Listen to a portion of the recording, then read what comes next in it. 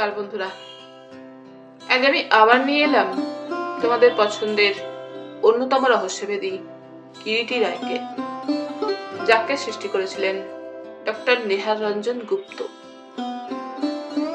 যিনি জন্মগ্রহণ করেছিলেন 1911 সালের 6ই জুন এবং তার মহাপ্রয়াণ ঘটে 1986 সালের 20শে ফেব্রুয়ারি। আজ আমার সংগৃহীত বইটির প্রকাশনার দায়িত্বে ছিলেন মিত্র অ্যান্ড ঘোষ পাবলিশার্স। এদের সকলের প্রতি আন্তরিকভাবে কৃতজ্ঞতা নিবেদন করে শুরু করছি আজকের গল্প রতি বিলাপ।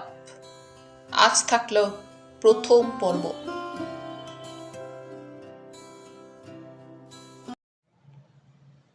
কিছুদিন ধরেই লক্ষ্য করছিলাম পুলিশের বড় কর্তা মিস্টার সেন রায় ঘন ঘন কিরিটির কাছে যাতায়াত করছিলেন। একদিন কৌতূহলটা আর দমন করতে না পেরে শুধালাম, কি ব্যাপার রে কিরিটি? কিরিটি আনমনে একটা জুয়েলস সম্পর্কিত ইংরেজি বইয়ের পাতা উল্টাচ্ছিল সামনের সোফাটার উপর বসে। মুখ না তুলেই বললে, কিসের কি? সেন রায় সাহেবের এত ঘন ঘন যাতায়াত কেন, তাই শুধাচ্ছিলাম। কিরিটি মৃদু হেসে বলে, খ্যাপা খুঁজে ফেরে পরশ পাথর।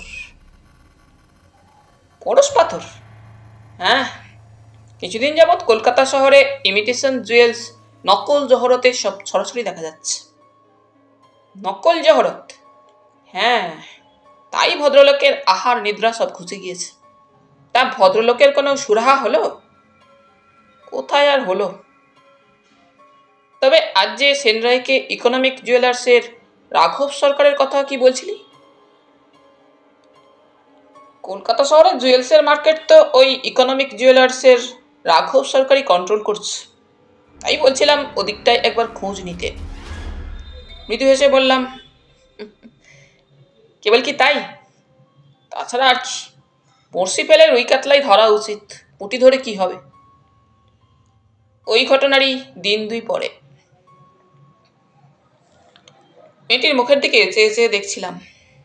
মুখের মধ্যে কোথায় যেন একটা বিশেষত্ব আছে, এবং নিজের অজ্ঞাতেই বোধ হয় মুখটির মধ্যে কোথায় এবং কেন বিশেষত্ব, সেইটাই অনুসন্ধান করছিলাম। মনে হচ্ছিল যাকে বলে তীক্ষ্ণ বুদ্ধিশালিনী না হলেও মনের মধ্যে যেন তার একটা বিশেষ অনুভূতি আছে, যে অনুভূতি অনেক কিছুরই ইশারা দেয় বুঝি। তবে সেদিন মেয়েটি চলে যাবার পর কিরিটি একসময় বলেছিল, মেয়েটি সম্পর্কে আমার অভিমত শুনে, মিথ্যে নয়, ঠিকই ধরেছিস। তবে সেই অনুভূতিকে যেন আচ্ছন্ন করে রেখেছিল একটি আশঙ্কার কালো ছায়া। সত্যি বলছিস? সত্যি। তবে ও কথা মেয়েটিকে বললি কেন? কিরিটি মৃদু হেসে প্রত্যুত্তর দিয়েছিল,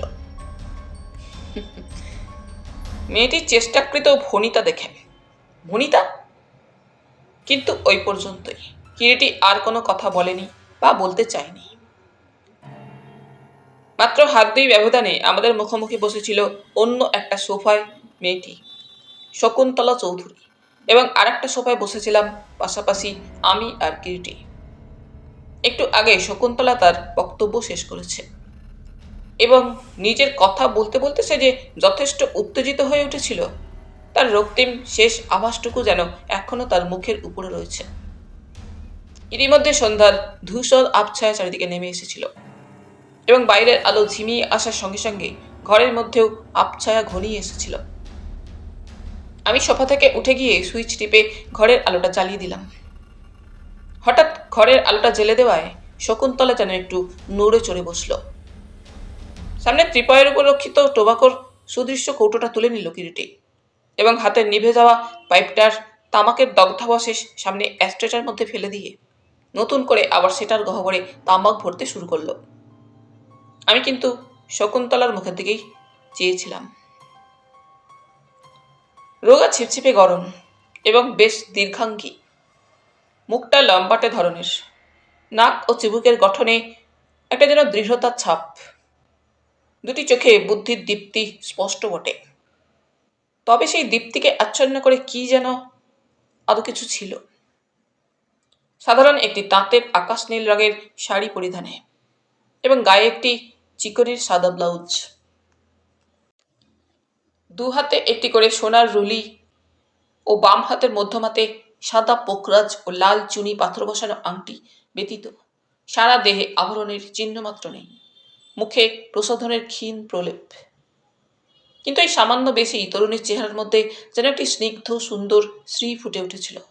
বিশেষ একটা আভিজাত্য যেন প্রকাশ পাচ্ছিল। তরুণীর বয়স 23-24-এর বেশি হবে বলে মনে হয় না। পাইপে অগ্নিসংযোগ করে দেশলাইয়ের কাঠির সাহায্যে কাঠিটি অ্যাস্ট্রের মধ্যে ফেলে দিতে দিতে এতক্ষণ বাদে কিরিটি কথা বলল। শান্ত মৃদু কণ্ঠে বললে,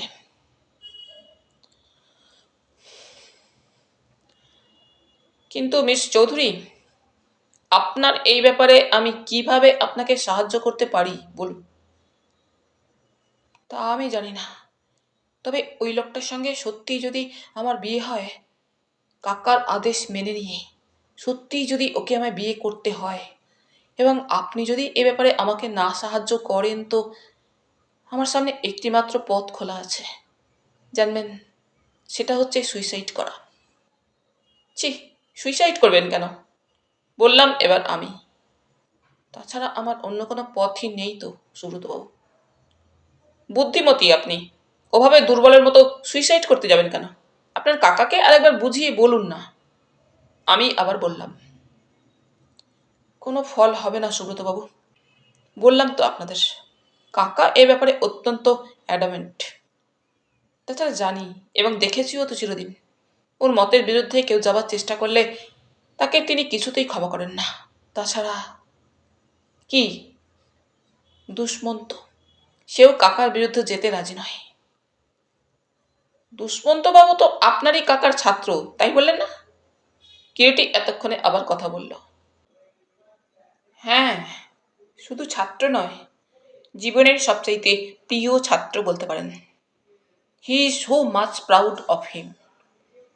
কিন্তু দুষ্মন্ত বিয়ের প্রপোজালটা তাকে দেবার সঙ্গে সঙ্গেই তিনি না করে দিয়েছেন। সঙ্গে সঙ্গে বলে দিয়েছেন তা সম্ভব নয়। দুষ্মন্ত জিজ্ঞাসা করেনি কেন সম্ভব নয়?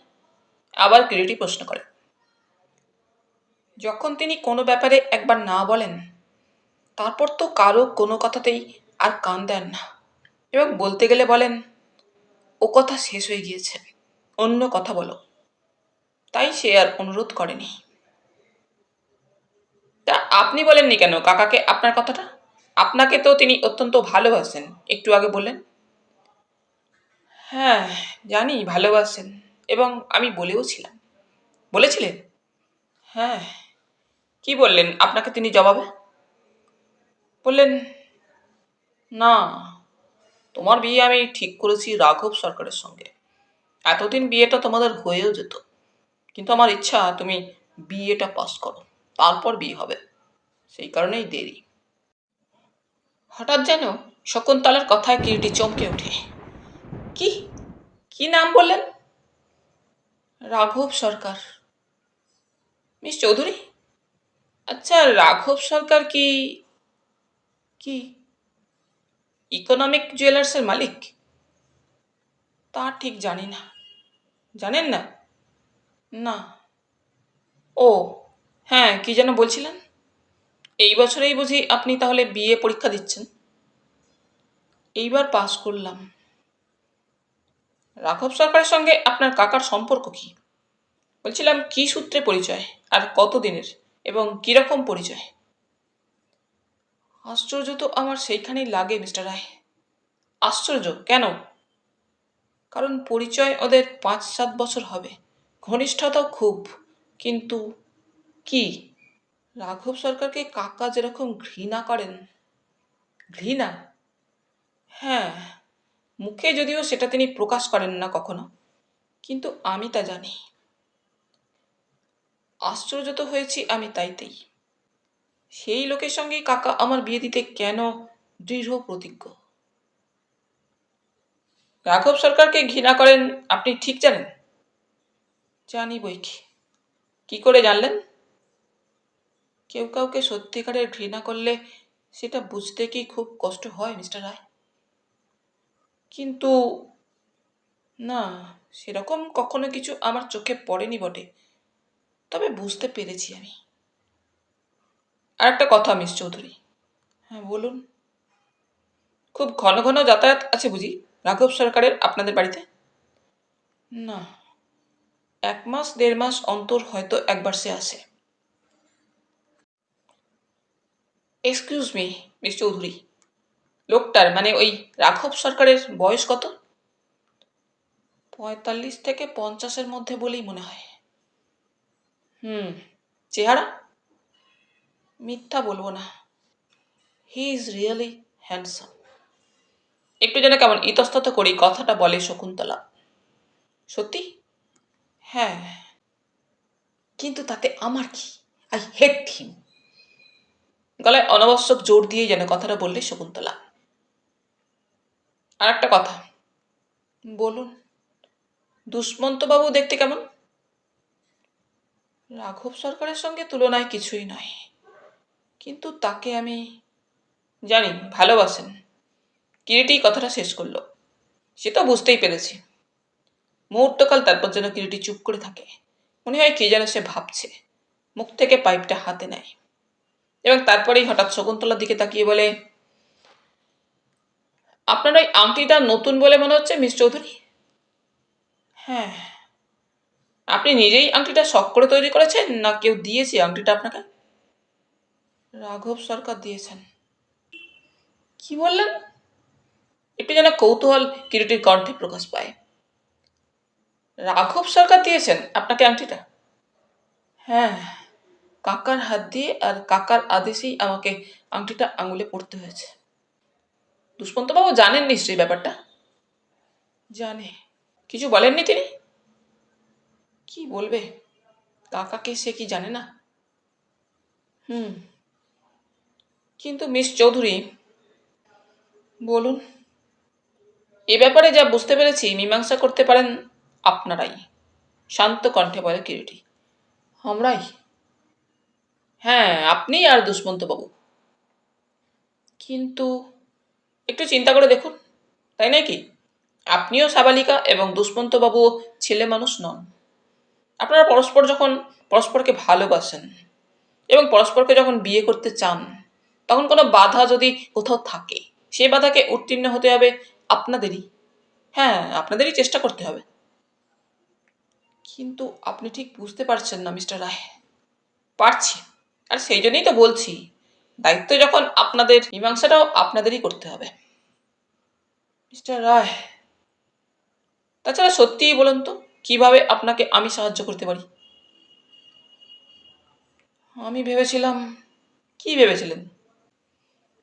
কত জটিল ব্যাপারেরই তো মীমাংসা আপনি করেছেন, আমাদের এ ব্যাপারেও সেরকম সত্যিই কিছু জটিল হলে সাহায্য নিশ্চয়ই আপনাকে আমি করতাম।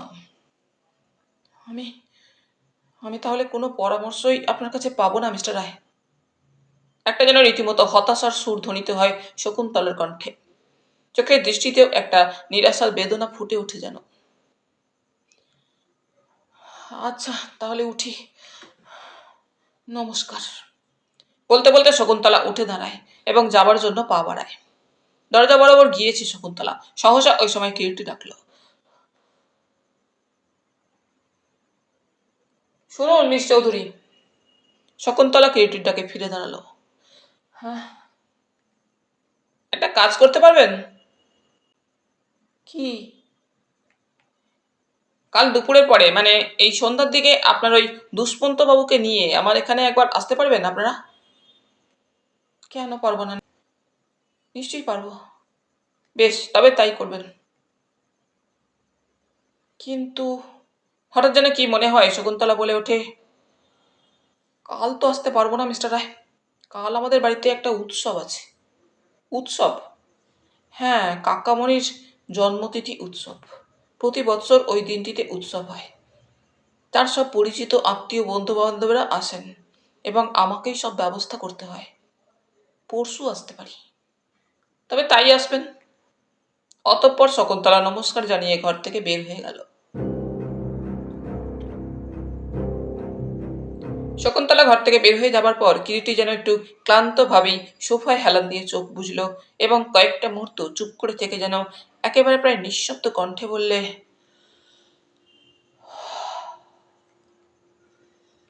আশ্চর্য।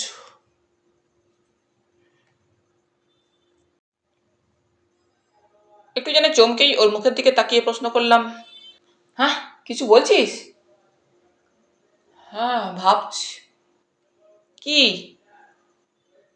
ভাবছি মেয়েটি নিজেই এসেছিল আমার কাছে না কেউ পাঠিয়েছিল ওকে। ও কথা কেন বলছিস কিরিটি? বলছি এই কারণে যে আংটির অনুমানটা যদি আমার সত্যিই হয় তো চমৎকার অভিনয় করে গেল মেয়েটি, স্বীকার করতেই হবে। অভিনয়? হ্যাঁ, মেয়েরা অবশ্যই আমার মতে সবাই, বলতে গেলে বেশিরভাগই জাত অভিনেত্রী, এবং জীবনের সর্বক্ষেত্রেই তাদের অভিনয়টাই সত্যি এবং বাকি যা তা মিথ্যা। কিন্তু তাদের মধ্যেও আবার কেউ কেউ অনন্য সাধারণ থাকে তো। তার মানে তুই বলতে চাস ওই শকুন্তলা মেয়েটি সেই শেষোক্ত পর্যায়ে পড়ে? কিছুই আমি বলতে চাই না, কারণ একটু আগেই তো বললাম ব্যাপারটাই আমার অনুমান মাত্র। কিন্তু শ্রীমান জংলির ব্যাপারটা কি? সে কি আজ আমাদের চা উপবাসী রেখে দেবে স্থির করেছে নাকি? কিন্তু কিরিটির কথা শেষ হলো না। ট্রেতে ধুমায়িত কাপ নিয়ে জংলি এসে ঘরে ঢুকলো। কিরে, চা এনেছিস? আগে না। আগে না মানে? তবে ওই কাপে কি? ওভালটিন, জংলি বললে। সত্যিই সুব্রত। চায়ের কাপের দিকে আদৌ হাত না বাড়িয়ে আমার মুখের দিকে তাকিয়ে বললে কিরিটি।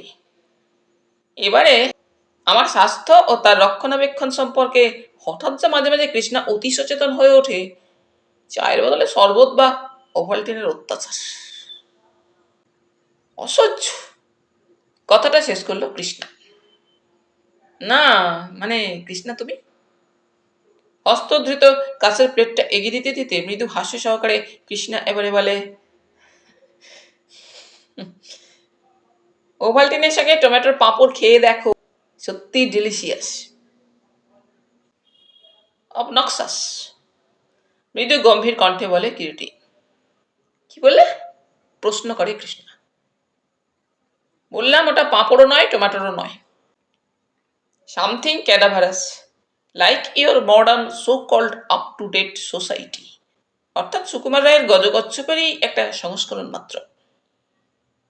কথাগুলো কিরিটি গম্ভীর হয়ে বলল বটে, তবে দুটোই অর্থাৎ ওভালটিন ও পাঁপড় টেনে নিয়ে নির্বিবাদে সদ্ব্যবহার করতে শুরু করে দিল।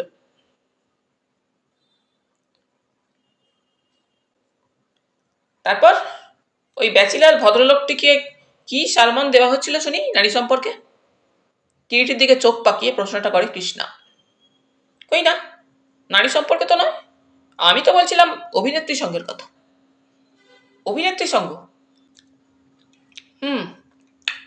মানে এই আর কি, যারা অভিনয় করে।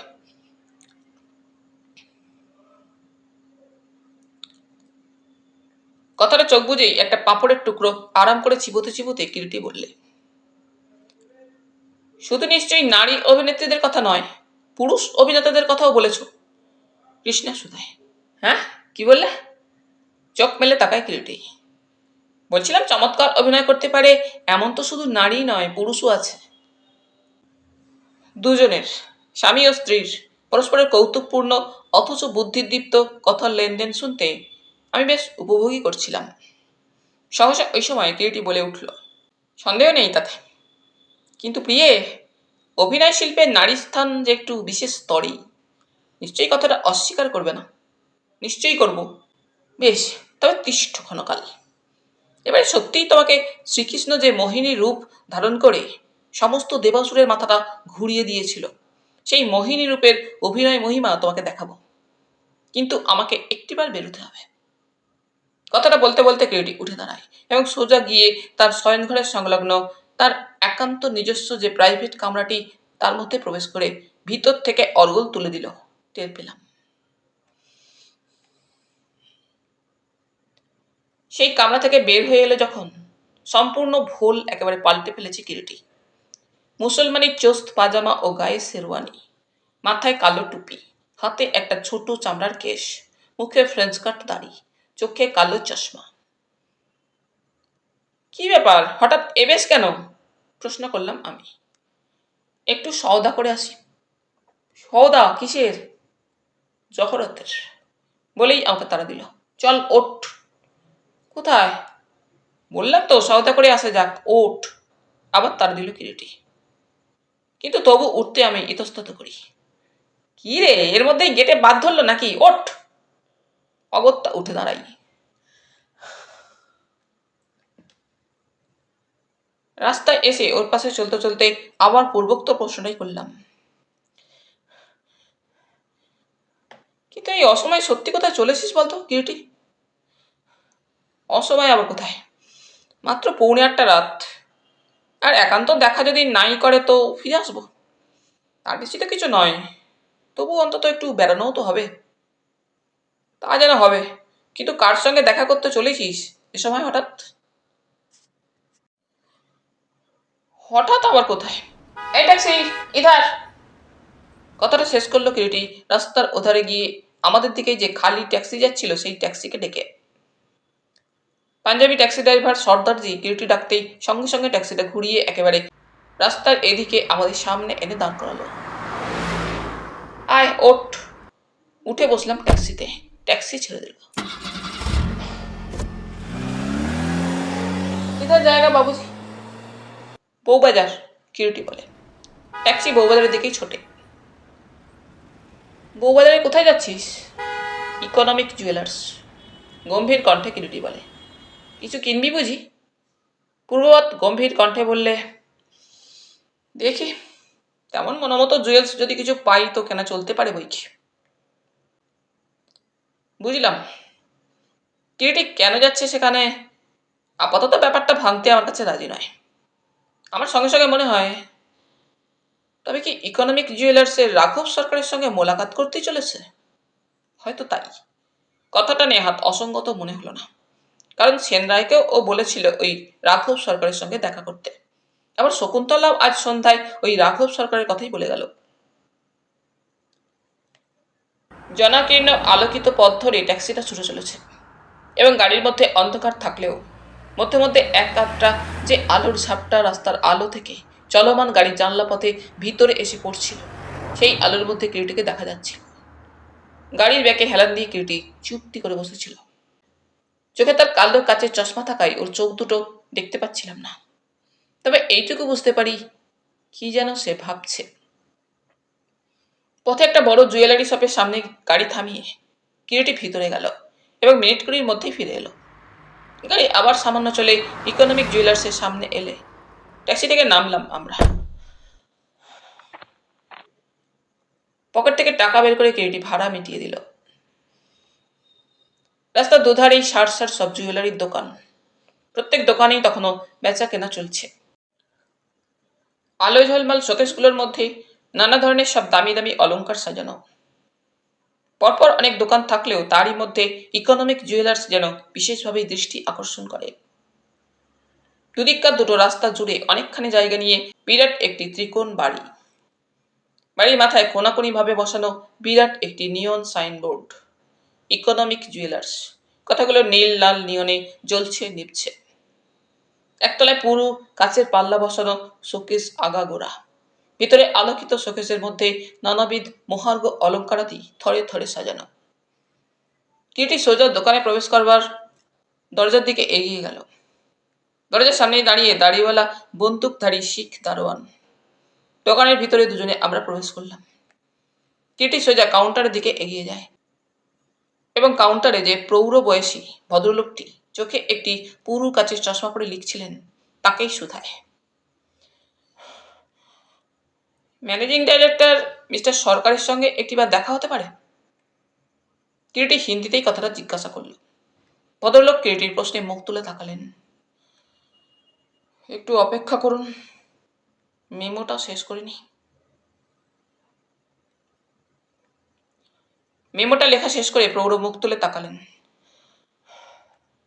কাকে চাই বলছিলেন? ম্যানেজিং ডাইরেক্টরকে। কিরিটি তার কথাটার পুনরাবৃত্তি করল। বড়বাবুকে। হ্যাঁ, রাঘব সরকার মশাইকে। কিরিটির মুখে কর্তার নামটা শুনেই প্রৌঢ় ভদ্রলোকটিও ওর মুখের দিকে তীক্ষ্ণ দৃষ্টিতে তাকিয়েছিলেন এবং ক্ষণকাল তাকিয়ে তাকিয়ে কিরিটির আপাদমস্তক তীক্ষ্ণ পর্যবেক্ষণ করে বললেন, কি নাম আপনার? কোথা থেকে আসছেন? বড়বাবুর সঙ্গে আপনার প্রয়োজনটা কি? নাম বললে তো তিনি চিনবেন না। আসছি আপাতত আমেদাবাদ থেকে, আর প্রয়োজনটা ব্যক্তিগত। ভদ্রলোক যেমন প্রশ্নগুলো পরপর একই সঙ্গে করে গিয়েছিলেন, কিরিটিও পরপর একই সঙ্গে জবাবগুলো দিয়ে গেল। ও, তা তিনি যদি থাকেন তো দয়া করে তাকে খবরটা দিলে বাধিত হব। চেয়ার থেকে এবারে উঠে দাঁড়ালেন ভদ্রলোক এবং মৃদু কণ্ঠে বললেন, দাঁড়ান দেখি তিনি ঘরে আছেন কিনা। ভদ্রলোক ভিতরের দিকে চলে গেলেন। আমরা এদিক ওদিক তাকিয়ে তাকিয়ে দেখতে লাগলাম। প্রতিষ্ঠানটি বিরাট, নিঃসন্দেহে বিরাট হলঘর। অর্ধেকটা ঘরের পরপর একই সাইজের কাচের শোকেস দিয়ে একটা যেন বেষ্টনী গড়ে তোলা হয়েছে। বেষ্টনীর ভেতরের অংশে রয়েছেন কর্মচারী ও সেলসম্যানরা, আর বাহিরের অংশে খরিদ্দাররা। বেষ্টনীটি অর্ধচন্দ্রাকৃতিভাবে যেন খাড়া করে তোলা হয়েছে। ঘরের সর্বত্র উজ্জ্বল ফ্লুরোসেন্ট টিউব জ্বলছে। তারই আলোয় সমগ্র হলঘরটি যেন একেবারে ঝলমল করছে। প্রতিষ্ঠানটির অনুরূপ আড়ম্বরে কোনো ত্রুটি নেই, কোথাও যেন এতটুকু। ইতিমধ্যে সময় উত্তীর্ণ হওয়ায় খরিদ্দারের ভিড় একটু একটু করে কম হতে শুরু করেছিল। একটু পরেই ভদ্রলোক ফিরে এলেন।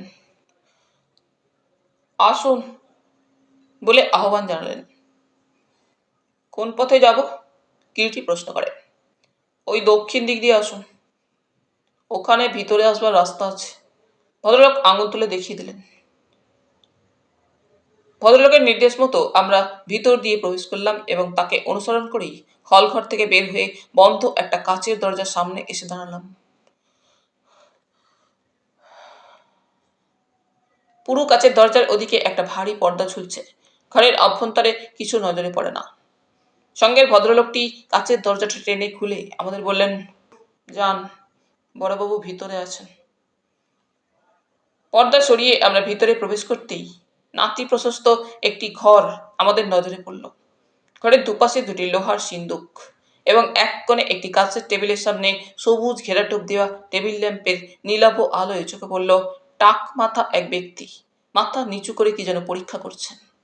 তার সামনে নানা আকারের ছোট বড় জুয়েলসের বাক্স, পাশে কাচের কেসের মধ্যে একটি ওয়ারিং অ্যাপারেটাস। টেবিলের সামনে দেখা গেল খানতিনেক আধুনিক ডিজাইনের স্টিলের চেয়ার। মাথা না তুলেই সেই ব্যক্তি মৃদু কণ্ঠে আমাদের আহ্বান জানালেন, আসুন, বসুন।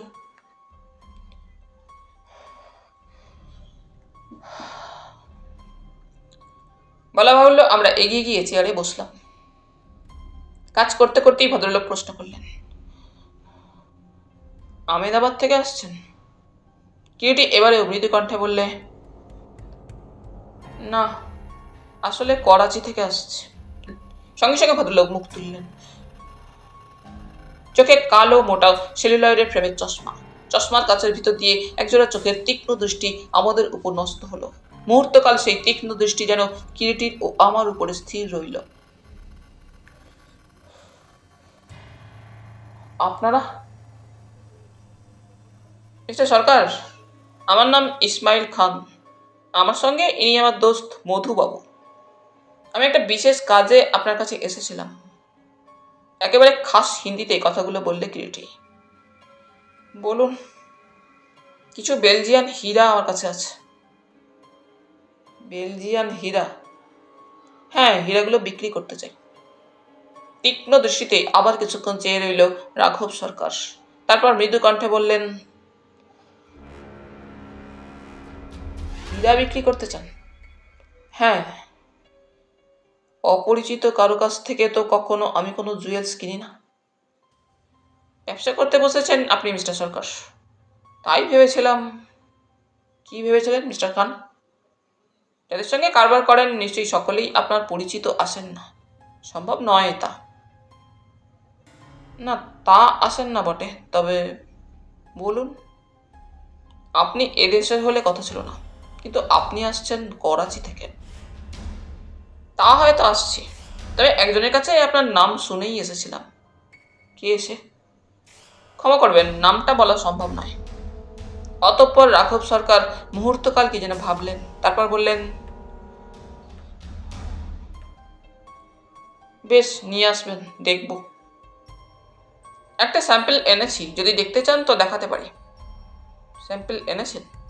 হ্যাঁ, কারণ দরদস্তুর একটা মোটামুটি স্থির না হলে মিথ্যে হিরেগুলো বয়ে নিয়ে এসে তো কোনো লাভ হবে না। কিরিটির শেষোক্ত কথায় আবার রাঘব সরকার কিরিটির দিকে মুখ তুলে তাকালেন। আমি লোকটির অর্থাৎ রাঘব সরকারের দিকে তাকিয়ে দেখছিলাম। বয়স লোকটার যে 50-এর নিচে নয় তা দেখলেই বোঝা যায়। কপালের কাছে এবং রগের দুপাশে চুলে পাক ধরেছে। কপাল ও নাকের পাশে বলিরেখা জাগতে আরম্ভ হয়েছে, বয়সের চিহ্ন। কিন্তু সত্যি সুপুরুষ ভদ্রলোক। শকুন্তলা চৌধুরী মিথ্যা বলেননি। রাঘব সরকারের রূপ বর্ণনায় এতটুকু অত্যুক্তি করেনি।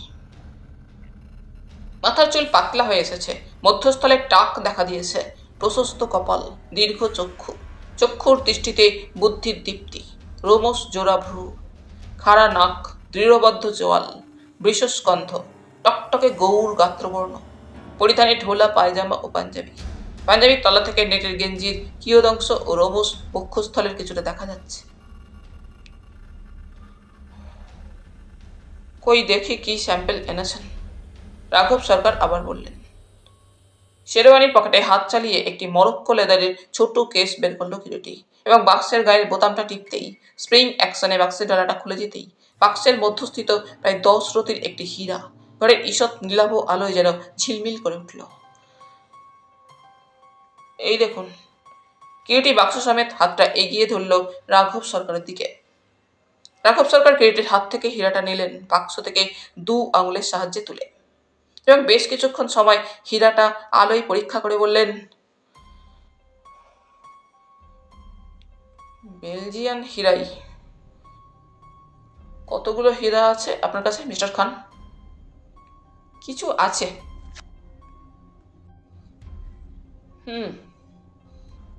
তা এই হীরা আপনি কোথা থেকে পেলেন মিস্টার খান? কিরিটি মৃদু হেসে বললে, হীরা বেচতে এসেছি, ঠিকুজি বেচতে তো আসেনি মিস্টার সরকার। রাঘব সরকার কিরিটির কথায় আবার ওর মুখের দিকে তাকালেন পূর্ববৎ তীক্ষ্ণ দৃষ্টিতে এবং ক্ষণকাল তাকিয়ে থেকে মৃদু হেসে বললেন, এত দামি জিনিসের কারবার তো ঠিকুজি না জানলে হয় না মিস্টার খান। কেন বলেন তো? কারণ ঠিকুজির ওপরেই যে অনেক সময় দামটা নির্ভর করে। ও, এই কথা। তা বেশ তো, কিরকম ঠিকুজি হলে আপনার পছন্দ হবে বলুন? মানে?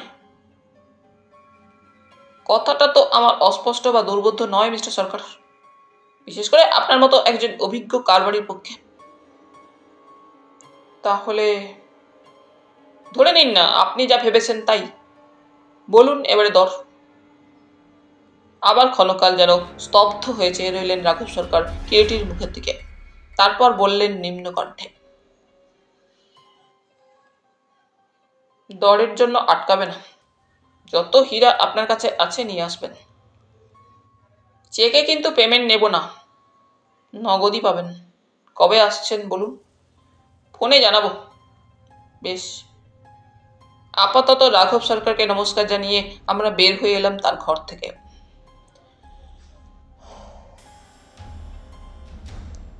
রাস্তায় বের হয়ে আবার একটা ট্যাক্সি নেওয়া হলো এবং ট্যাক্সিতে উঠে প্রশ্ন করলাম, হীরাটা কার রে? কিরিটি বললে, আরডি জুয়েলার্স থেকে এনেছি, কাল ফিরিয়ে দিতে হবে। অতঃপর ঘণ্টাখানেক ট্যাক্সিতে শহরের এদিক ওদিক উদ্দেশ্যহীনভাবে ঘুরে সারদান অ্যাভিনিউর কাছাকাছি এসে ট্যাক্সির ভাড়া মিটিয়ে ট্যাক্সি ছেড়ে দেওয়া হলো। রাত তখন প্রায় 9:30। কিরিটি লেগে থেকে হাঁটতে শুরু করলো, আমিও ওকে অনুসরণ করলাম। এতক্ষণ কিরিটি একটি কথাও বলেনি, একেবারে চুপ ছিল। লেকের দিকে হাঁটতে হাঁটতে এতক্ষণে কথা বলল, এই শকুন্তলা চৌধুরীর কথা যদি সত্যই হয় সুব্রত, তাহলে বলবো তার পক্ষে এই রাঘব সরকারকে এড়ানো সত্যিই কঠিন হবে। কঠিন হবে? নিশ্চয়ই। বুঝতে পারলি না লোকটাকে দেখে? ওর কথাবার্তা শুনে সত্যি সত্যি একটি খাঁটি রাঘব বোয়াল লোক। গ্রাস যখন করে সম্পূর্ণভাবেই গ্রাস করে ও জাতের লোকগুলো। তুই কি রাঘব সরকারকে সে দেখবার জন্যই ইকোনমিক জুয়েলার্সে গিয়েছিলি নাকি কিউটি? প্রশ্নটা না করে পারি না। শুধু দেখবার জন্য হবে কেন? তবে আরও প্রয়োজন ছিল।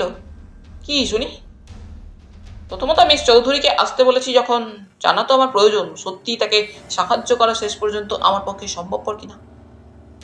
হ্যাঁ, তা তো বটেই। কি বলে? না, বিশেষ কিছু না, এই বলছিলাম। কি? সুন্দর মুখের জয় তো সর্বত্রই। আগে না।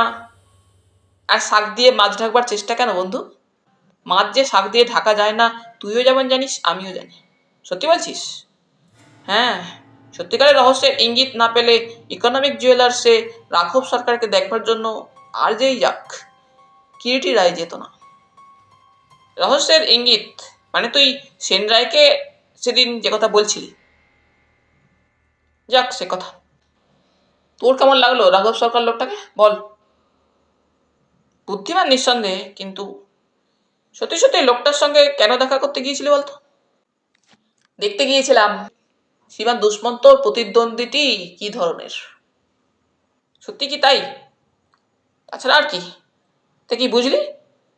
বুঝলাম লোকটি সত্যিকারের ধনী আর আর আর সত্যিই যদি হাত বাড়িয়ে থাকে ও শকুন্তলার দিকে, তাকে সে করায়ত্ত করবেই। তাছাড়া আরও একটা কথা নিশ্চয়ই তোর মনে আছে সুব্রত। কি? শকুন্তলার কাকা ওই রাঘব সরকারকে ঘৃণা করা সত্ত্বেও শকুন্তলাকে বলেছেন ওকেই নাকি বিয়ে করতে হবে তাকে। হ্যাঁ, মনে পড়েছে বটে। অথচ বিমল চৌধুরী মানে শকুন্তলার কাকা অধ্যাপক বিমল চৌধুরীর সঙ্গে আমার পরিচয় না থাকলেও তাকে আমি জানি। জানিস তুই ভদ্রলোককে? জানি। অধ্যাপক বিমল চৌধুরী হচ্ছেন সেই শ্রেণীরই একজন যারা পাবলিকের চোখে একজন চিহ্নিত হয়ে দাঁড়াবার জন্য একটার পর একটা চেষ্টাই করে এসেছেন, কিন্তু নেভার বিন সাকসিডেড। কৃতকার্য হতে পারেননি। হতাশার দলে, ডিফিটেডের দলে, এবং তারা হাতের কাছে কোনো সুযোগ পেলে যেমন ছাড়তে পারেননি, তেমনি সেই সুযোগের জন্য তারা অনেক কিছুই বিসর্জন দিতে পারেন। আর রাঘব সরকার হচ্ছে সেই শ্রেণীর একজন যারা ওই ধরনের সুযোগের বেচাকেনা করে উচিত মূল্য পেলে। কি বলছিস তুই কিরটি? ঠিক ওই কথাটাই বলতে চেয়েছি আমি। অর্থাৎ রাঘব সরকারের যদি সত্যি লোভ হয়ে থাকে শকুন্তলার ওপরে, অনন্য পায় বিমল চৌধুরীকে তা মেনে নিতেই হবে। কিরটি পথ চলতে চলতেই বলতে লাগলো, কিন্তু আমি ভাবছি এখনো মিস শকুন্তলা চৌধুরী আমার কাছে আগমনের তার সত্যিকারের কারণটা কেন শেষ পর্যন্ত বলতে পারলো না। কেন, সে তো বললেই বিয়েটা কোনো মতে বাধা দেওয়া যায় কিনা তাদের। আদৌ না, সেটাই বুঝবি না। তুচ্ছ কারণে সে আমার কাছে আসেনি। তবে সে এসেছিল সত্যিকারের কোনো বিপদের আভাস পেয়ে। বিপদের? হ্যাঁ, কিন্তু কথাটা আমাকে শেষ পর্যন্ত যে কোনো কারণেই হোক বলতে পারেনি। তবে অবশ্যই বিয়ের ব্যাপারটাও একটা কারণ ছিল, কিন্তু তার পশ্চাতে নিশ্চয়ই ছিল আরও একটা গুরুতর কারণ, যে জন্য সে ছুটে এসেছিল আমার কাছে। কিন্তু কিরটির দিক থেকে আর কোনো সাড়া পাওয়া গেল না। কথা বলতে বলতে হঠাৎ যেন সে চুপ করে গেল। পকেট থেকে একটা চুরুট বের করে সেটাই অগ্নিসংযোগ করে পুনরায় হাঁটতে লাগলো। লেকের ভিতর দিয়ে আমরা শর্টকাট করছিলাম। লেকটা ইতিমধ্যেই নির্জন হয়ে গিয়েছে। ভ্রমণকারী ও বায়ুসেবীর দল অনেক আগেই চলে গিয়েছে। কদাচিৎ এক আধজনকে চোখে পড়ছিল। অদ্ভুত একটা শান্ত স্তব্ধতা যেন চারিদিকে ঘনিয়ে উঠেছে। কৃষ্ণপক্ষের রাত, কালো আকাশে কেবল তারাগুলো পিটপিট করে জ্বলছে। কিরিটির নাম ধরে একবার ডাকলাম, কিন্তু কোনো সাড়া দিল না কিরিটি। যেমন হেঁটে চলছিল তেমনই হেঁটে চলতে লাগলো। কোনো একটা চিন্তা চলেছে কিরিটির মনের মধ্যে। বারবার দেখেছি মনের ওই অবস্থায় কখনো সে কথা বলে না। অগত্যা আমিও ওর পাশে পাশে হেঁটে চললাম। বোধহয় একটু অন্যমনস্ক হয়ে গিয়েছিলাম। হঠাৎ কিরিটি দাঁড়িয়ে পড়ল। সুব্রত? হ্যাঁ, কিছু বলছিলি? বলছিলাম ভবিকে ভোলাতে পারিনি। এমনি কণ্ঠে কথাগুলো বলল কিরিটি। কি বললি? রাঘব সরকারের লোক আমাদের ফলো করছে। সে কি? হ্যাঁ, পেছন ফিরে দেখ। সত্যিই ফিরে তাকিয়ে দেখলাম আমাদের হাত 15 দূরে একটি মূর্তি অদূরবর্তী লাইট পোস্টার নিচে দাঁড়িয়ে। ঠিক আছে, এক কাজ করা যাক। সামনেই টিপু সুলতান রোডে অমিয় চক্রবর্তী থাকে। এককালে এমএসসি ক্লাসে পরিচয় হয়েছিল। চল। কিরিটি কথাটা বলেই হঠাৎ চলার গতি যেন বাড়িয়ে দিল। সে রাত্রে টিপু সুলতান রোডে অমিয়র ওখানে ঘন্টা 2 কাটিয়ে কিরিটির বাসায় যখন ফিরে এলাম, রাত তখন 11:30। কিরিটির অনুমানটা, অর্থাৎ শকুন্তলা চৌধুরী তার কাছে আসার ব্যাপারটার মধ্যে যে সত্যি কোনো গুরুতর কারণ ছিল, সেটা প্রমাণিত হতে কিন্তু খুব বেশি দেরি হলো না। 24 ঘন্টাও পুরো অতিবাহিত হলো না। পরের দিন রাত তখন 9টা হবে। নিত্যকার মতো কিরিটির গৃহে বসে বিকেল থেকে আড্ডা দিতে দিতে রাত 9টা যে বেজে গিয়েছে টের পাইনি। আরও একটা ব্যাপার নজরে পড়েছিল। আড্ডা দিলেও কিরিটি যেন কেমন একটু অন্যমনস্ক, এবং ব্যাপারটা একা আমারই নজরে পড়েনি, কৃষ্ণাও লক্ষ্য করেছিল। কৃষ্ণার কথাতেই সেটা একসময় ধরা পড়ল। কথার মাঝখানে হঠাৎ একসময় কৃষ্ণা বললে, সেই সকাল থেকে লক্ষ্য করছি কেমন যেন অন্যমনস্ক তুমি। কি ভাবছো বলো তো? কিরিটি তার ওষ্ঠপ্রান্ত থেকে অর্ধদগ্ধ সিগারেটটা হাতে নিয়ে সিগারেটের অগ্রভাগ থেকে অ্যাস্ট্রেতে ছাইটা ঝাড়তে ঝাড়তে বললে, সত্যি ভাবছি একটা কথা কৃষ্ণা, কাল থেকে। আমরা দুজনেই ওর মুখের দিকে যুগপৎ সপ্রশ্ন দৃষ্টিতে তাকালাম। কৃষ্ণা শুধালো, কি? অভিজ্ঞান শকুন্তলম। সে আবার কি? প্রশ্নটা করে কিরিটির মুখের দিকে তাকালো কৃষ্ণা। শকুন্তলার হাতের হারানো আংটিটা খুঁজে পাওয়ার সঙ্গে সঙ্গেই রাজা দুষ্মন্ত শকুন্তলাকে চিনতে পেরেছিল। যদিও সেটা নাটকীয়, কিন্তু কি কিন্তু আমি বুঝতে পারলাম না কেন গত সন্ধ্যায় এ যুগে শকুন্তলা দেবীর মনের কথাটা কেন ধরতে পারলাম না।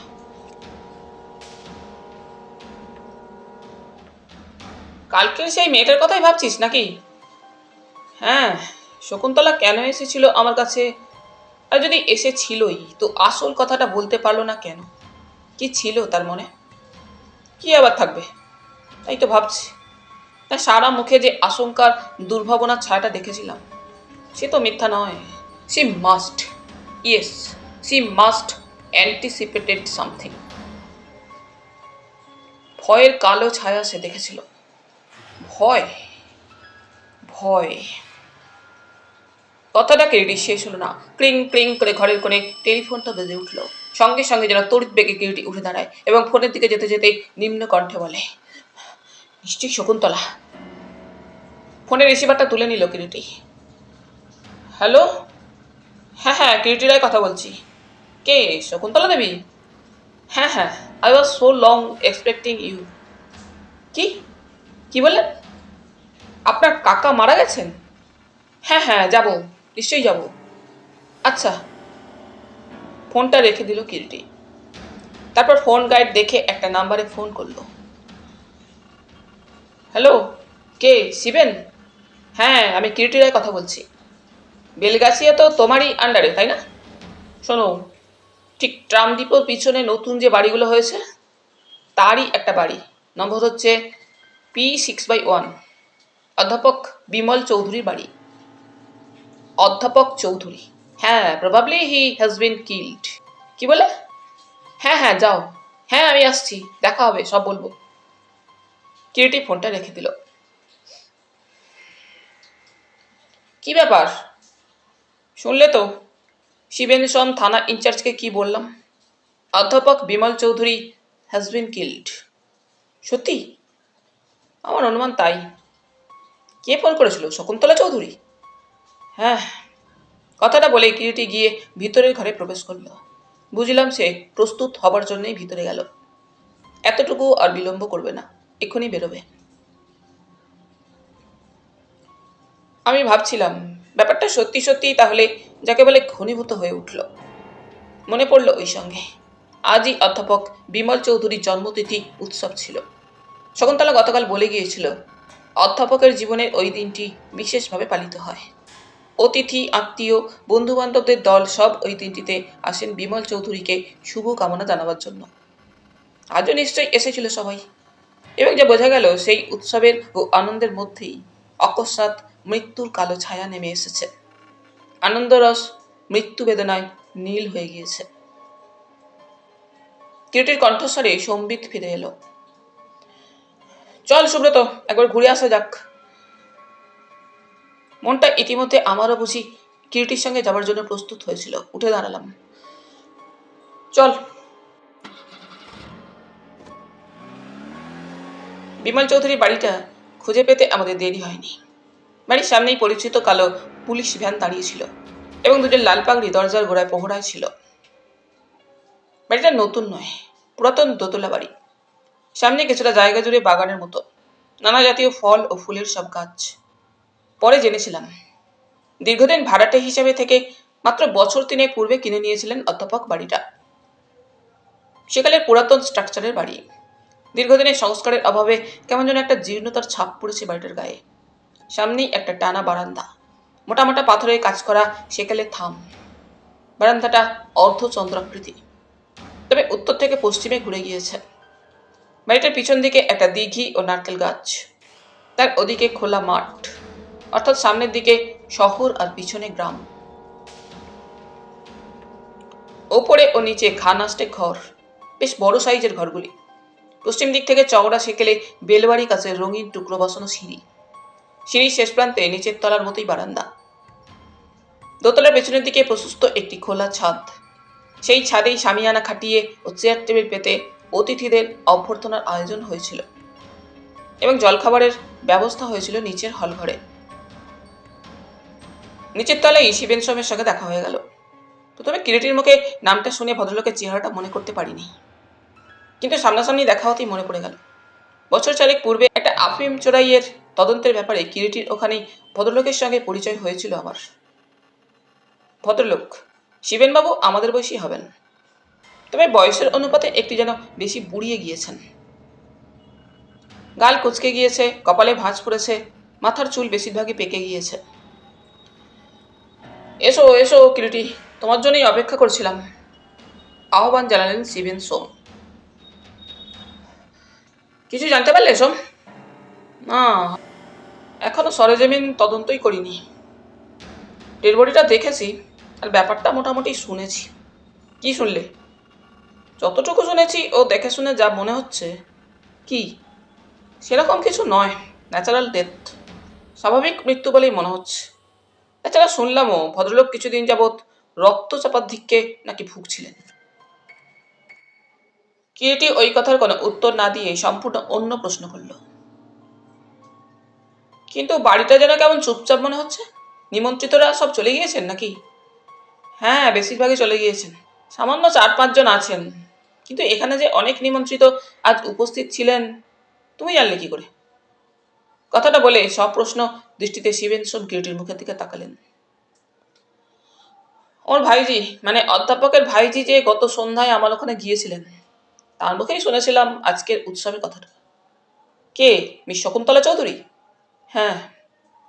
ও, তা তোমার সঙ্গে মিস চৌধুরীর পূর্ব পরিচয় ছিল নাকি? না, গতকালই প্রথম তাকে দেখি ও প্রথম পরিচয়। কিরকম? কিরীটি সংক্ষেপে তখন গত সন্ধ্যার ব্যাপারটা খুলে বলল, কেবল ইকোনমিক জুয়েলার্সে হানা দেবার কথাটা বাদ দিয়ে। আইসি, তাহলে তুমি কি মনে করো? কি? ওই দুষ্মন্ত বাবুই, মানে ওই দুষ্মন্ত রায়, তিনি আসেননি? এসেছেন, তবে ঘটনার সময় তিনি ছিলেন না, পরে এসেছেন। পরে? কখন? আমি আসার মিনিট কয়েক আগেই শুনলাম এসেছেন। এখনো আছেন নিশ্চয়ই?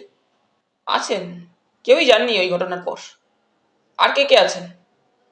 বিমলবাবুর এক সতীর্থ সুধীর চক্রবর্তী, ওর এক ভাগ্নে রঞ্জন বোস, এই পাড়ারই এক রিটায়ার্ড জজ মহেন্দ্র সান্যাল, ইকোনমিক জুয়েলার্সের মালিক রাঘব সরকার। আর বিমলবাবু ছেলেবেলাকার এক বন্ধু বিনায়ক সেন। কতক্ষণ আগে ব্যাপারটা জানা গিয়েছে? তা ধরো ঘন্টা 2 হবে। হাতঘড়ির দিকে তাকিয়ে কিরীটি বললে, এখন 10:15, তাহলে 8:45 মতো সময়। ওই রকমই হবে ওরা বলছিলেন। কে কে বলছিলেন? শকুন্তলা দেবী। তিনি কোথায়? উপরে, তার ঘরে। মৃতদেহ কোথায় পাওয়া গিয়েছে? তার নিজের ঘরে, বিমলবাবুর বেডরুমে। নিজের শোবার ঘরে? হ্যাঁ, তার শয়ন ঘরে, আরাম কেদারাটার উপরে শায়িত অবস্থায়। মৃতদেহ নিশ্চয়ই ডিস্টার্ব করা হয়নি? না, ঠিক যেমনটি ছিল তেমনটি আছে। ভদ্রলোকের তাহলে স্বাভাবিক মৃত্যুই হয়েছে, তাই তোমার ধারণা? শোন, সেই রকমই তো মনে হয়। তাছাড়া তো শুনলে ভদ্রলোক কিছুদিন যাবৎ হাইপার টেনশনে ভুগছিলেন, তাতেই মনে হয় সাডেন স্ট্রোকে। হতে পারে অবশ্যই, অসম্ভব কিছু নয়। তা ডাক্তার ডাকা হয়েছিল? আমি এসে ডাক্তারকে আসবার জন্য ফোন করেছি। মানে এরা করেননি? না, এভরিওয়ান ওয়াজ সো নন প্লাসড। আশ্চর্য, এখনো ডাক্তারই একজন ডাকা হয়নি। কতকটা যেন আত্মগতভাবেই কথাটা উচ্চারণ করে কিরিটি। না, হয়নি। তাছাড়া মাত্র তো ঘন্টাখানেক আগে ব্যাপারটা জানা গিয়েছে, সোম বললেন। ওর মৃত্যুর ব্যাপারটা প্রথমে কার নজরে পড়ে সোম এ বাড়িতে? এ বাড়ির অনেক দিনের পুরাতন ঝি সরমা, সেই সর্বপ্রথমে নাকি ব্যাপারটা জানতে পারে। ঠিক ওই সময় বাইরে একটা গাড়ি থামার শব্দ শোনা গেল। বোধহয় ডাক্তারবাবু এলেন কিরিটি, সোম বললেন। তুমি একটু অপেক্ষা করো, আমি দেখে আসি। কথাটা বলে সোম ঘর থেকে বের হয়ে গেলেন।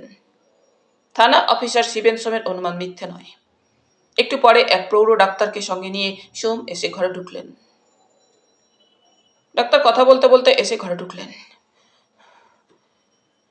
শুনে হয়তো আশ্চর্য হবেন, আমি ঘন্টা দেড়েক আগে একবার একটা ফোনে কল পেয়েছিলাম। এই বাড়ি থেকেই কেউ ফোন করেছিল অধ্যাপককে তাড়াতাড়ি একটিবার দেখে দেওয়ার জন্য। কিন্তু অন্য এক জায়গায় জরুরি একটা কল পেয়ে আমি তখন বেরোচ্ছি, তাই দেরি হয়ে গেল। সঙ্গে সঙ্গে কিরিটি যেন বাধা দিয়ে তাকে প্রশ্ন করে।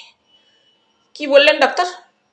ঘন্টা দেড়েক আগে ফোন করেছিল এ বাড়ি থেকে আপনাকে কেউ? হ্যাঁ। কে, নাম বলেনি? নাম? না, বলেনি। আর তাড়াতাড়িতে আমিও জিজ্ঞাসা করিনি। আপনাকে ফোন করেছিল পুরুষ নামে? স্ত্রীলোকের কণ্ঠস্বর মনে আছে আমার। স্ত্রীলোকের কণ্ঠস্বর? হ্যাঁ। এ বাড়ির সঙ্গে কি আপনার কোনো পূর্ব পরিচয় ছিল ডাক্তারবাবু? কিরিটি প্রশ্ন করে। জবাব দিলেন থানা অফিসার শিবেন সোম। হ্যাঁ, ডক্টর ঘোষ তো এ বাড়ির ফ্যামিলি ফিজিশিয়ান। মিস চৌধুরীর মুখে ওর নাম শুনে তাই তো ওকেই আমি ফোন করেছিলাম। আপনি এ বাড়ির ফ্যামিলি ফিজিশিয়ান তাহলে ডক্টর ঘোষ? হ্যাঁ। কতদিন এদের সঙ্গে আপনার পরিচয়?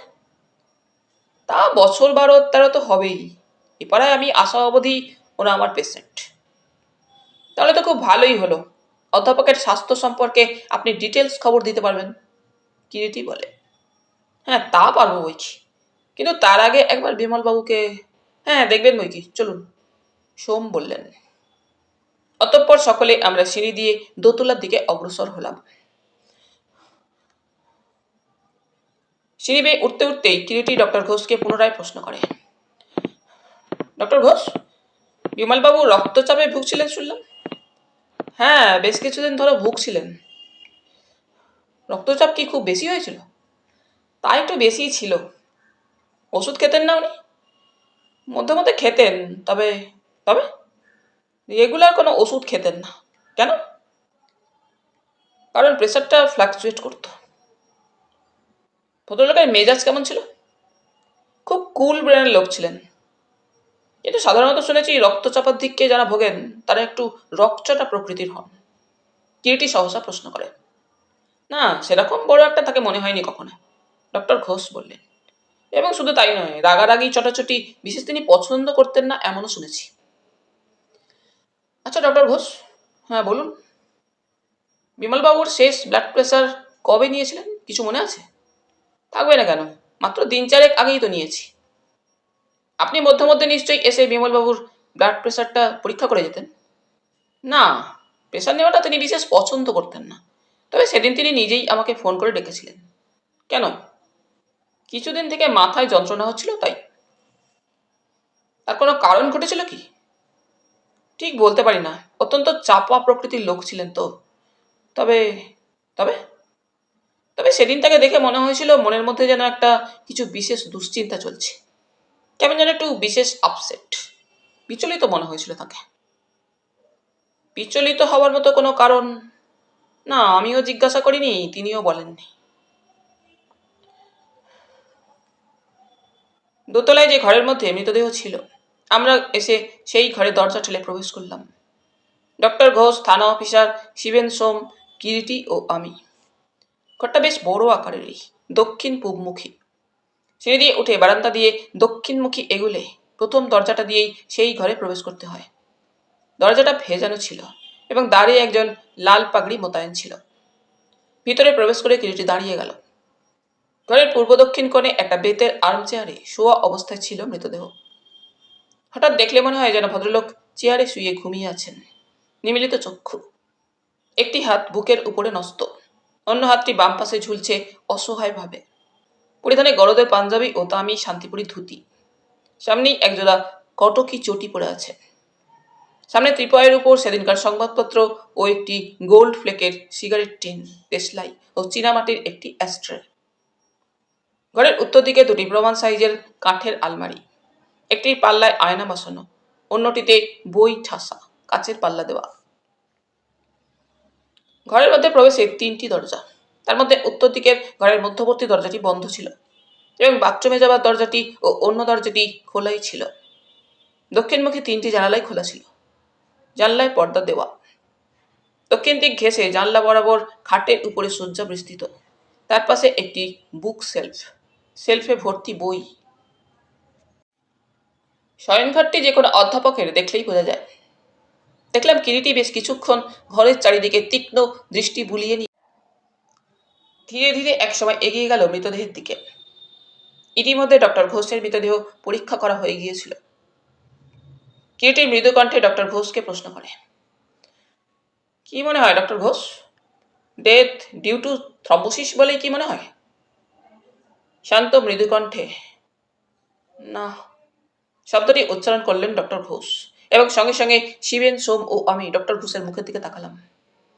কিরিটি কিন্তু তাকায়নি, বরং দেখলাম প্রশ্নটা করে সে তীক্ষ্ণ দৃষ্টিতে যেন মৃতের মুখের দিকে তাকিয়ে আছে।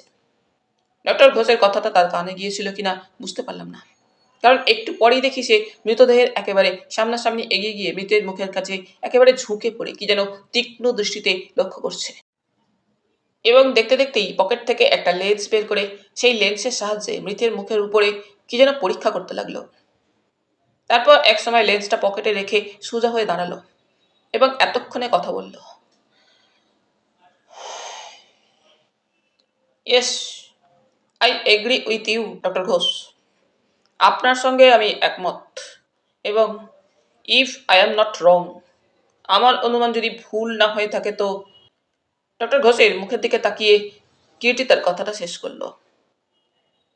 ওর মৃত্যু ঘটেছে কোনো তড়িৎ ক্রিয়াশীল বিষে। কি বললি কিরিটি? প্রশ্ন করলাম আমি। হ্যাঁ, বিষ সুব্রত, কোনো বিষের ক্রিয়াতেই ওর মৃত্যু ঘটেছে, এবং সে বিষ তার অজ্ঞাতে খনি প্রয়োগ করেছিল বলেই বোধ হয়। অর্থাৎ বিষ প্রয়োগের পূর্বে ওকে ক্লোরোফর্মের সাহায্যে খুব সম্ভব ঘুম পাড়ানো হয়েছিল। ক্লোরোফর্ম? প্রশ্ন করলেন শিবেন সোম।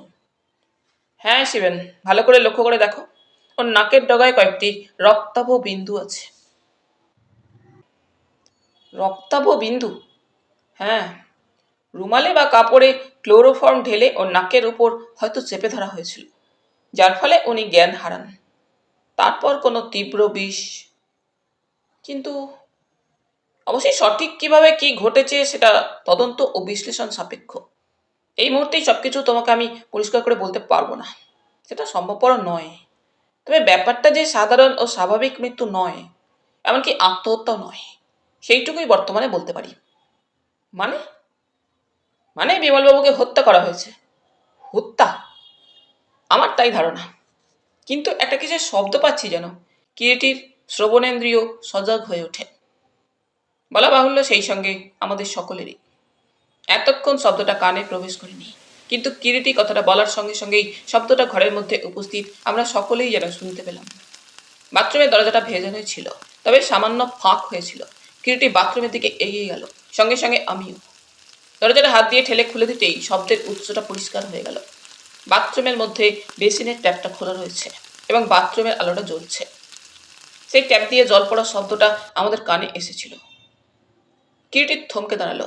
পাশেই দাঁড়িয়েছিলাম আমি। কিরিটি মৃদুকণ্ঠে ডাকল, সুব্রত। কি? একটা তীব্র অথচ মিষ্টি গন্ধ পাচ্ছিস? গন্ধটা আমার নাকে প্রবেশ করেছিল এবং আমার পশ্চাতে দণ্ডায়মান শিবেন সোমের নাসারন্ধ্রেও প্রবেশ করেছিল। তিনিই জবাব দিলেন, পাচ্ছি। কিসের গন্ধ বলে মনে হচ্ছে বলো তো শিবেন? ঠিক বুঝতে পারছি না। আমিও না। কথাটা বলে নাক দিয়ে টেনে টেনে গন্ধটা বোঝবার চেষ্টা করে কিরিটি কয়েকবার এবং তারপরেই হঠাৎ একসময় বলে ওঠে, হ্যাঁ পেরেছি, ক্লোরোফর্ম। ঠিক ঠিক। ইতিমধ্যে বেসিনের কাছেই একটা টার্কিশ টাওয়েল পড়েছিল। কিরিটি এগিয়ে গিয়ে নিচু হয়ে সেটা মাটি থেকে তুলে নিল। তোয়ালেটা নাকের কাছে তুলে ধরতেই এতক্ষণ যে গন্ধটা অস্পষ্ট আমাদের সকলের নাসারন্ধ্রে প্রবেশ করছিল, তার একটা ঝাপটা যেন সকলের নাসারন্ধ্রে এসে লাগলো। কিরিটি দেখি ততক্ষণে আলোর সামনে তোয়ালেটা ধরে পরীক্ষা করছে এবং পরীক্ষা করতে করতেই মৃদু কণ্ঠে বললে, দেখছি একেবারে নতুন তোয়ালেটা, সামান্য একটু ভিজেও আছে। বোঝা যাচ্ছে কিছুক্ষণ পূর্বেই তোয়ালেটা ব্যবহৃত হয়েছিল। শেষের কথাগুলো কতটা যেন আপন মনেই বলে কিরিটি, এবং আর কেউ না বুঝলেও আমি এটা বুঝতে পারি কিরিটির মনের মধ্যে একটা চিন্তাধারা চলেছে। যদিচ চিন্তাধারাটা সুসংবদ্ধ নয়, এলোমেলো তখনও। এলোমেলো অসংবদ্ধ চিন্তার ধারাটা তার বিশেষ একটি কেন্দ্রে পৌঁছবার চেষ্টা করছে, কিন্তু হাতের কাছে এমন কোনো নির্ভরযোগ্য সূত্র পাচ্ছে না যার সাহায্যে বা যার উপর নির্ভর করে সে সেই কেন্দ্রে গিয়ে পৌঁছতে পারে। আমিও যে মনে মনে ব্যাপারটা বোঝবার চেষ্টা করছিলাম না তা নয়, কিন্তু বিশেষ কোনো নির্ভরযোগ্য সূত্র আমিও যেন হাতের কাছে পাচ্ছিলাম না। একটু বোধহয় অন্যমনস্ক হয়ে পড়েছিলাম। এমন সময় কিরিটির কণ্ঠস্বর কানে এলো, চলুন ডক্টর ঘোষ, ঘরে যাওয়া যাক। সকলে আমরা পুনরায় ফিরে এলাম পূর্বের ঘরে। ডক্টর ঘোষ বললেন, আরেকটা জরুরি কল আছে, তাকে ছেড়ে দিলে ভালো হয়। শিবেন সোম কিরিটির মুখের দিকে তাকালেন। কিরিটি বললে, হ্যাঁ ডক্টর ঘোষ, আপাতত আপনি যেতে পারেন, তবে আপনাকে পরে হয়তো শিবেন বাবুর প্রয়োজন হতে পারে। বেশ তো, আমার দ্বারা যতটুকু সম্ভব আমি আপনাদের নিশ্চয়ই সাহায্য করব মিস্টার রায়। বলা বাহুল্য, ইতিমধ্যে এক সময় শিবেন সোমই কিরিটি এবং আমার পরিচয় দিয়েছিলেন ডক্টর ঘোষকে। ডক্টর ঘোষ নমস্কার জানিয়ে বিদায় নিলেন।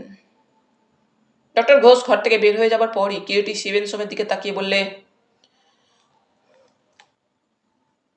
এদের এখানকার সকলের জবানবন্দি নিশ্চয়ই এখনো তোমার নেওয়া হয়নি সোম? না। তাহলে সেটাই এবার শুরু করো। প্রথমেই ঘরে ডাকা হলো শকুন্তলা দেবীকে। পাশের ঘরে এসে ইতিমধ্যে আমরা সকলে বসেছিলাম। এই ঘরটা মৃত অধ্যাপকের শয়ন সংলগ্ন স্থান। জানা গেল পূর্বে ঘরটা খালিই পড়েছিল। ইদানিং মাসখানেক হবে বিমলবাবুর ভাগ্নে রঞ্জন বোস এসে ঘরটা অধিকার করেছেন। ঘরটার মধ্যে বিশেষ কোনো আসবাবপত্র ছিল না। একধারে একটি খাটে শয্যা বিছানো, একটি দেরাজ, একটি দেওয়াল আলনা ও একটি আলমারি। ঘরের এক কোণে একটি টেবিল ও চেয়ার ছিল। গোটা চারেক চেয়ার ওই ঘরে আনিয়ে ওই টেবিলটা টেনে নিয়ে শিবেন সোম বসলেন, কিছু দূরে আমরা বসলাম।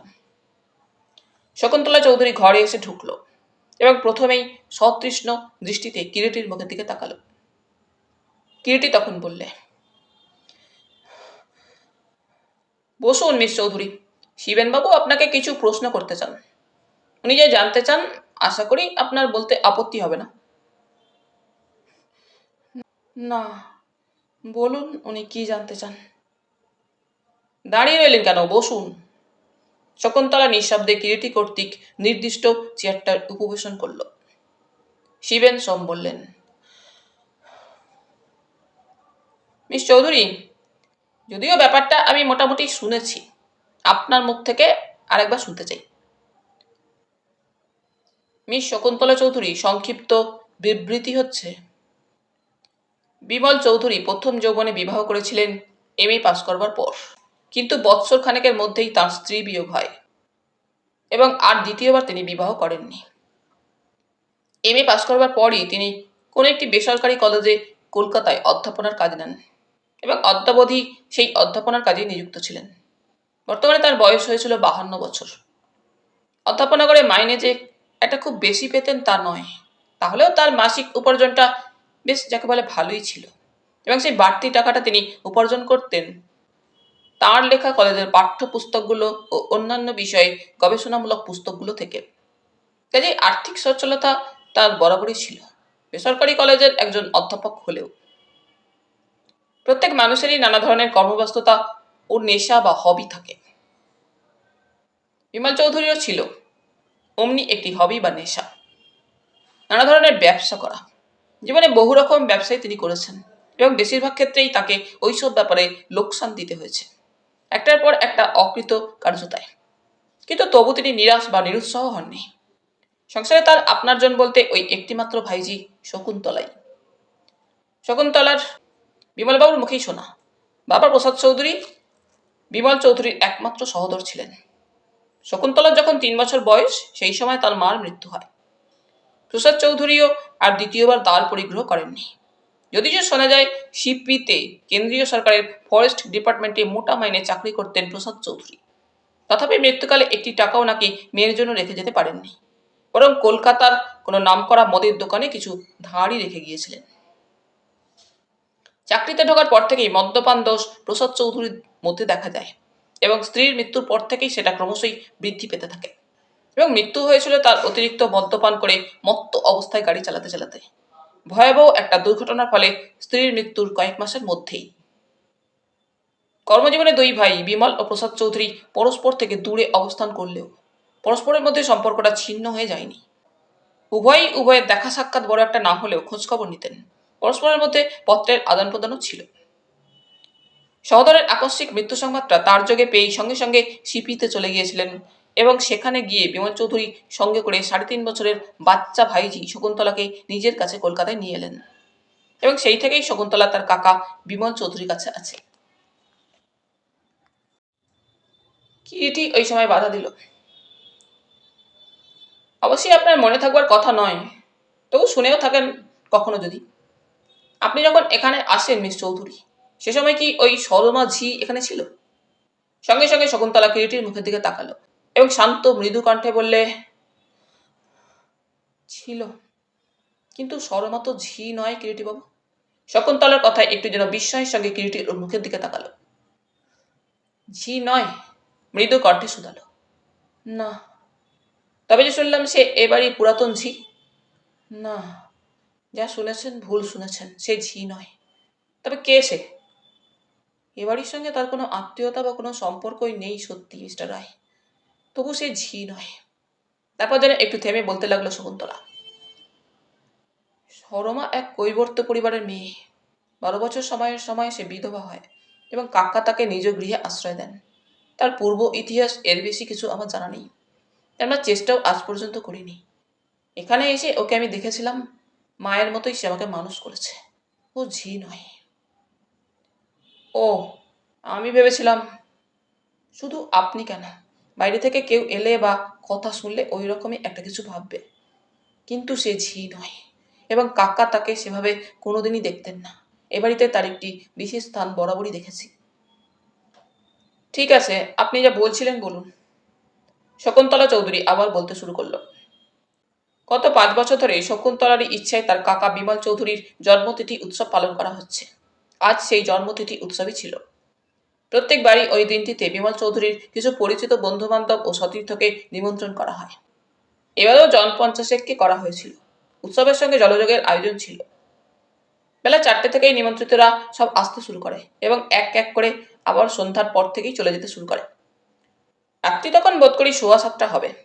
একে একে নিমন্ত্রিতরা সবাই তখন প্রায় চলে গিয়েছে। সামনে দোতলা ছাড়ি সামিয়ানা খাটিয়ে প্যান্ডেল বেঁধে উৎসবের আয়োজন করা হয়েছিল। বিমল চৌধুরী সেখানেই একটা চেয়ারে বসে দীর্ঘদিনের সতীর্থ অধ্যাপক সুবীর চক্রবর্তীর সঙ্গে গল্প করছিলেন।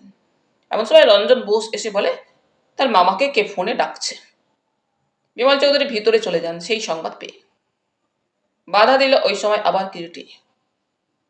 এক্সকিউজ মি মিস চৌধুরী, একটা কথা। বলুন। বলছিলাম ওই রঞ্জনবাবুর কথা। কে যেন বলছিলেন উনি মাসখানেক হলো মাত্র এখানে এসেছেন। হ্যাঁ, মাসখানে কি হবে। আচ্ছা, রঞ্জনবাবু কি বিমলবাবুর আপন বোনের ছেলে? হ্যাঁ, ওদের একমাত্র বোন সরলা দেবীর ছেলে। মাসখানেক তাহলে রঞ্জনবাবু এখানে আছেন? কিরীটি আবার প্রশ্ন করে। হ্যাঁ। তার আগে উনি কোথায় ছিলেন? মালয়ে। সেখানে পিসিমশাইয়ের কিসের জন্য ব্যবসা ছিল। ছিল কেন বলছেন? এখন কি নেই? না, বছর তিনেক আগে তার মৃত্যু হয়। মৃত্যুর পর রঞ্জনদাই ব্যবসাটা দেখছিল, কিন্তু চালাতে পারল না।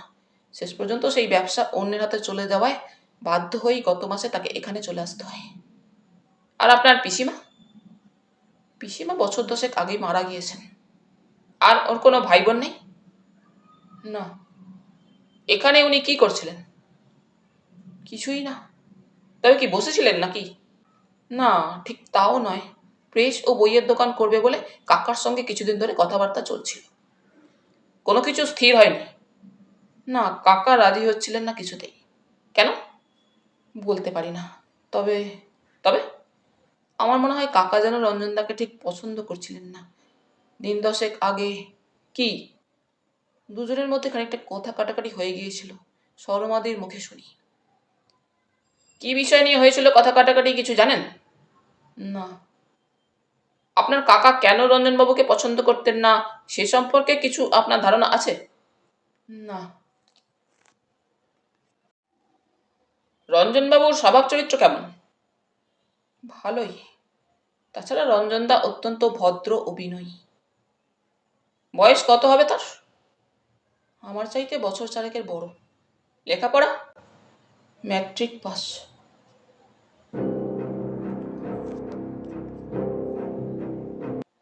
শকুন্তলা আবার তার কাহিনী শুরু করলো। বিমল চৌধুরী ফোন ধরবার জন্য আধ ঘন্টা চলে যাবার পর রিটায়ার্ড জজ মহেন্দ্র সান্যাল মশাই প্রথম বললেন, চৌধুরী এখনো ফিরছে না কেন? তিনি এবারে বিদায় নেবেন। ভৃত্যকে ডেকে বিনয়েন্দ্র সেন বিমলবাবুর এক বাল্য বন্ধু, বিমলবাবুকে ডেকে দেওয়ার জন্য বলেন। ওই সময় ভৃত্য ডাকতে যাবার কিছুক্ষণ পরে ভিতর থেকে একটা গোলমালের শব্দ শোনা যায়। ওরা সকলে সেই গোলমাল শুনে এগুতে যাবেন। ভৃত্য ছুটতে ছুটতে এমন সময় এসে হাজির হলো এবং হাউমাউ করে বলে তার বাবু মারা গিয়েছে। বিনয়েন্দ্র সেন যেন থমকে যান। সে কি রে? হ্যাঁ বাবু। ভৃত্য কাঁদতে কাঁদতে বলে, বাবু নেই। সকলে একসঙ্গে প্রশ্ন করে, কোথায় কোথায় তোর বাবু? চলুন দেখবেন, সোফার ঘরে চেয়ারের উপর মরে পড়ে রয়েছে। তাড়াতাড়ি সকলে গিয়ে বিমলবাবু শোয়ার ঘরে হাজির হয় এবং ঘরে ঢুকে এখন যে অবস্থায় মৃতদেহ চেয়ারে পড়ে আছে ঠিক সেই অবস্থায় দেখতে পায়। আর তার সামনে দাঁড়িয়ে রয়েছে সরমা। সরমার দেহে যেন এতটুকু প্রাণেরও স্পন্দন নেই। একেবারে পাথরের মূর্তি। মাথার ঘোমটা খসে পড়েছে, দু চোখের কলবে নিঃশব্দে দুটি অশ্রুর ধারা গড়িয়ে পড়ছে। ওরা সকলেই স্তম্ভিত বিস্ময়ে যেন কিছুক্ষণ ওই দৃশ্যের দিকে নিষ্পলক দৃষ্টিতে চেয়ে দাঁড়িয়ে থাকেন। কারো মুখে কোনো কথা ফোটে না, কারো ওষ্ঠে কোনো প্রশ্ন আসে না। সবাই যেন বোবা, সবাই যেন স্তব্ধ। কিছুক্ষণ পরে হঠাৎ যেন সরমার মনে সম্বিত ফিরে আসে। সে মাথায় কাপড়টা তুলে দিয়ে ঘর থেকে বেরিয়ে যায়, একটি কথাও না বলে। মানুষটি যে মারা গিয়েছে কারোরই বুঝতে দেরি হয় না। তবু রিটায়ার্ড জজ মহেন্দ্র সান্যাল বিমলবাবুকে পরীক্ষা করে দেখেন। দেহটা যদিও তখনও গরম রয়েছে, শ্বাস প্রশ্বাসের কোনো চিহ্নই নেই। সকলে তবু মহেন্দ্র সান্যালের মুখের দিকে সপ্রশ্ন দৃষ্টিতে তাকালো। ক্ষীণ কণ্ঠে মহেন্দ্রবাবু বললেন, ডেড। তারপর শিবেন শকুন্তলার দিকে তাকিয়ে প্রশ্ন করলেন। তারপর সরমা দিকেই প্রশ্ন করে জানা যায়, বিমলবাবুকে কি একটা কথা বলতে নাকি সরমা ওই সময় তার শোবার ঘরে এসে তাকে ওই মৃত্যু অবস্থা দেখে হঠাৎ পাথর হয়ে গিয়েছিল। এবার কিরিটি প্রশ্ন করল, তাহলে সরমা দেবী প্রথম ব্যাপারটা জানতে পারেন? হ্যাঁ। আপনি ওই সময় কোথায় ছিলেন মিস চৌধুরী? সন্ধ্যা থেকেই মাথার মধ্যে বড় যন্ত্রণা হচ্ছিল। আমি 7টা নাগাদ গিয়ে আমার ঘরে আলো নিভিয়ে অন্ধকারে শুয়েছিলাম। গোলমাল শুনে ছুটে যাই। কোন ঘরে আপনি থাকেন? রঞ্জনদার পাশের ঘরটাই আমার ঘর। আপনি তারপরেই বোধহয় আমাকে টেলিফোন করেন? হ্যাঁ। কেন বলেন তো? হঠাৎ আমাকে ফোন করতে গেলেন কেন মিস চৌধুরী? প্রশ্নটা করে তীক্ষ্ণ দৃষ্টিতে তাকায় কিরিটি শকুন্তলার মুখের দিকে। কারণ আমার এ ব্যাপারটা দেখেই মনে হয়েছিল। কি কি মনে হয়েছিল মিস চৌধুরী? স্বাভাবিক মৃত্যু নয়, সামথিং হ্যাপেন্ড। কেন? তা আমি ঠিক বলতে পারবো না মিস্টার রায়, তবে তবে আমার যেন তাই মনে হয়েছিল, আর তাই আপনাকে আমি ফোন করি। ফোনটা কোথায় এ বাড়ির? ঘরের সামনে বারান্দাতেই আছে। মিস চৌধুরী, বলুন। ফোনে আপনার কাকাকে কেউ ডাকছে, এই খবরটা তাকে কে দিয়েছিল বলতে পারেন? বোধ হয় ভোলা। ভোলা বুঝি চাকরটার নাম? হ্যাঁ।